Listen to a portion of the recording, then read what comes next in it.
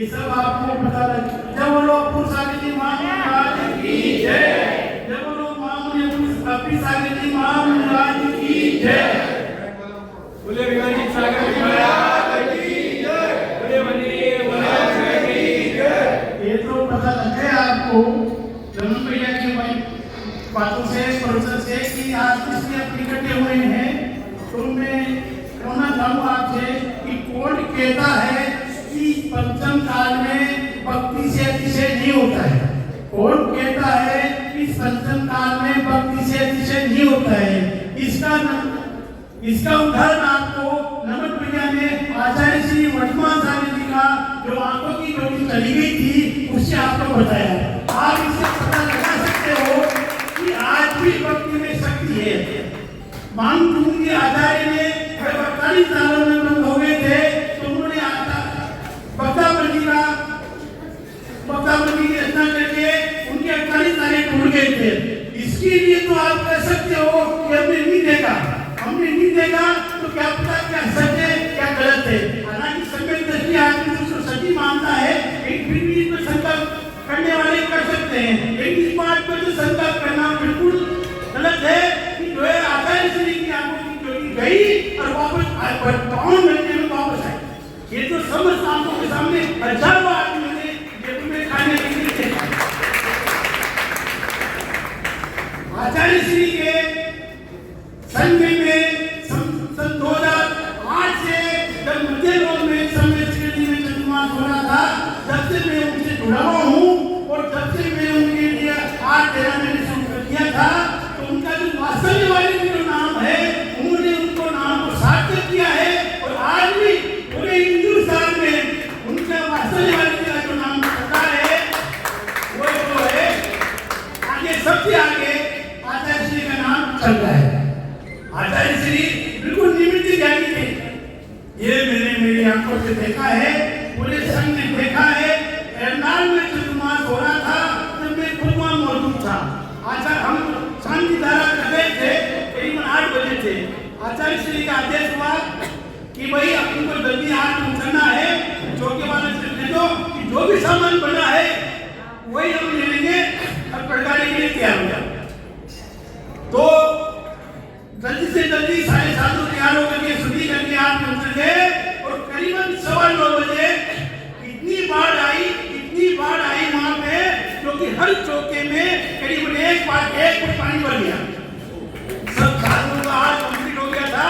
बाहर से अंदाज लगाओ आचार्य श्री परी निमित्त ज्ञानी होने की वजह से उनको पता लग गया कि बाढ़ आने वाली है। तो उन्होंने सब साधुओं का निरंतर याद करवा दिया, नहीं तो जिस दिन उपवास ही करना पड़ता। जो सामान बचे थे चौके में बर्तन वगैरह जो निकाले हैं बड़ी मुश्किल से निकाले गए। एक कुछ पानी में सारे चौक में पानी भर गया।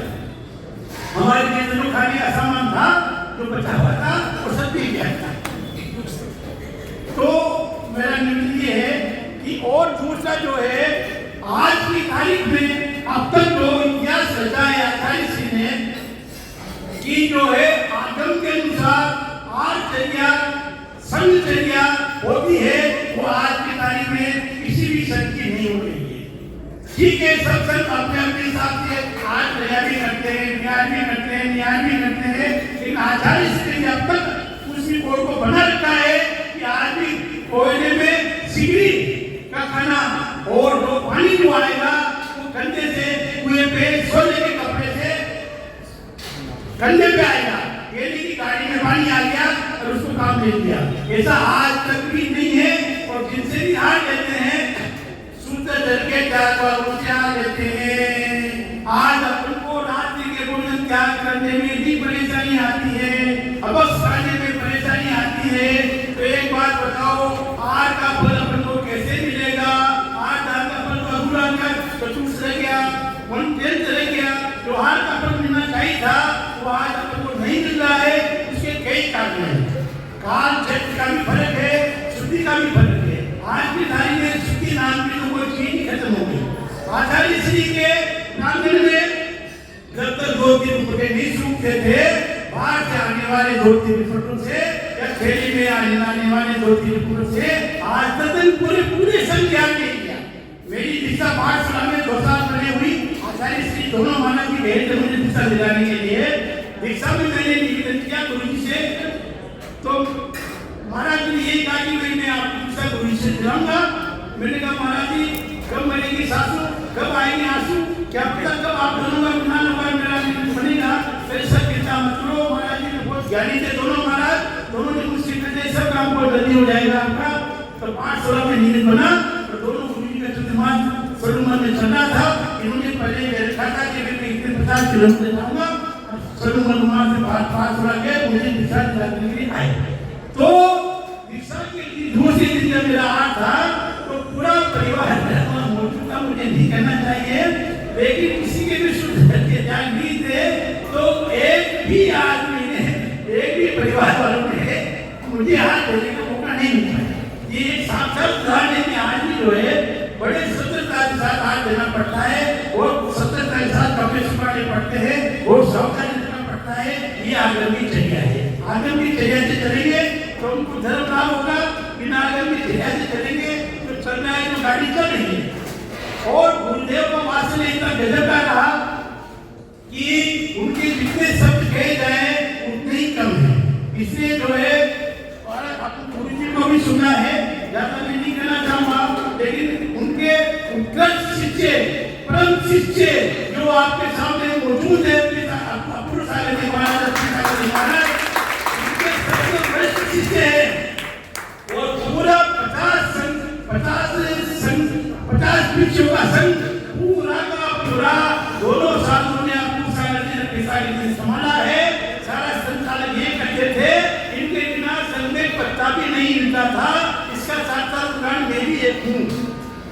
2013 में समय की गति में दोबारा में कुछ सालों के बाद हाथ देने के लिए किया धैर्य को, तो वो भूल चुके थे। 2008 में मैंने हाथ दिया था, तो उन्होंने मुझे एक ही बात कही कि देखो जाओ 28 साल से नोटिस लेकर के आओ। इनके नोटिस की बिना किसी ताकत ही नहीं, चौके में जाकर के हाथ दे। मैं पिता के चिंतन करने गया कि महाराज जी ने हाथ देना चाहता हूँ, तो उन्होंने मेरे बारे में 2-3 चीजें पूछी, मैंने 2-3 चीजों का जवाब दिया। उन्होंने 1 मिनट भी किया कि मैं जो आप हाथ देने जा सकते हो। तो कहने का मतलब कोई बोल कारखाना कहीं भी नहीं है। साक्षात उदाहरण के दोनों गुरु जो आज बैठे हैं, वो साक्षात वास्तव्यवादी वर्मा साहब के ही सब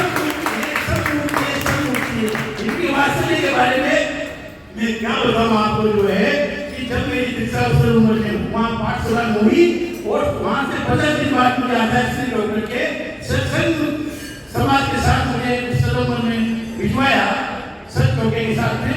तो वास्तव दोनों अपूर्व सागर जी, रवि सागर जी महाराज, मैं सोच भी नहीं सकता, आप भी नहीं सोच सकते, 1.5 किलोमीटर दूर पहले जहाँ बिलाल गए थे, वहाँ से 1.5 किलोमीटर दूर पूरे मय समाज के पूरे पेड़ बांध से मुझे लेके आए। बताओ मेरी क्या होगा, मेरी क्या ताकत, जो गुरु के आगे इतना उन्होंने सहन किया, तो मेरे पास आते थे, दूर से मुझे लेकर के गए।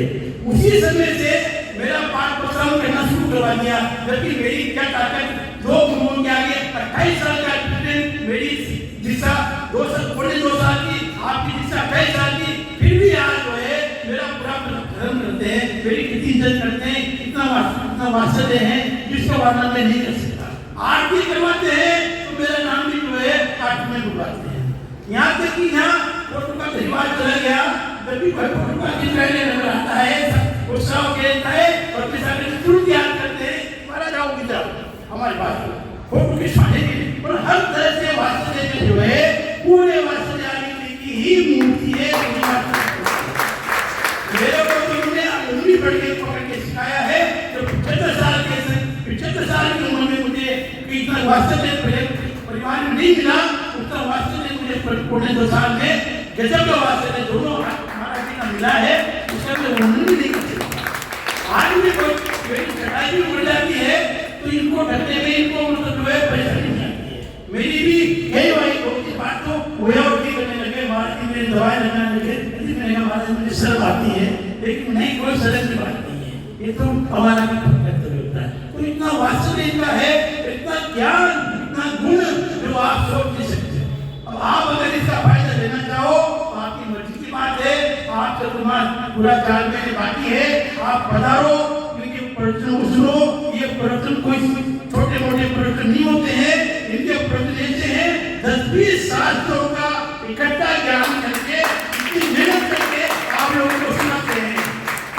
सुनाने के बाद भी आप लोग पूजा की तारीख को नहीं छोड़ते हैं, शास्त्र को नहीं छोड़ते हैं, माला को नहीं छोड़ते हैं, उसको पकड़े लिए बैठे रहते हैं। अरे भाई, कानों से उनकी बात सुनोगे, गुरु जी की बात तो आपके कानों में पड़ेगी, तो जो कुछ आप आगे बढ़ सकोगे। पूजा तो वर्षों से कर रहे हैं, आगे पीछे भी कर सकते हैं, आधा घंटा आगे कर लो, आधा घंटा पीछे कर लो, पूजा करने में कोई बात नहीं है। गृहस्थी का कर्तव्य है कि तो करना ही चाहिए, लेकिन आगे पीछे तो कम से कम कर सकते हो। गुरु जी के प्रश्न सुनोगे तो आपका कल्याण हो जाएगा। मैं तो कहता हूँ, अगर कान खोल करके इनके प्रश्न सुनोगे तो इस मंदिर में कम से कम अहमदाबाद में 10 व्यक्ति तो इस बात के लिए तैयार हो जाएंगे कि महाराज जी हमको तो प्रतिमा दो, एक दो शरीर दान करने के लिए तैयार हो सकते हैं। कब होंगे? जब इनकी बातों को कान लगा करके सुनोगे, आपका ध्यान रहेगा इनकी बातों में, तो आपको बहुत कल्याण हो जाएगा। ज्यादा कहना मैं ठीक नहीं समझता। एक बात जरूर सुनाऊंगा। दोनों महाराज जी हमेशा एक ही चौके में उतरते थे, वो एक ही कमरे में सोते थे, कभी अलग अलग नहीं सोते। सनुमत चतुर्मास 2024 में दोनों महाराज जी से बुखार आ गया तो डॉक्टर का इंस्ट्रक्शन है तो आपको अलग अलग कमरों में सोना पड़ेगा। तो दोनों मामे मम्मी भी वही मौजूद था, उस समय तो महाराज नहीं बना था, तो दोनों महाराज को अलग अलग कमरों में सुला दिया।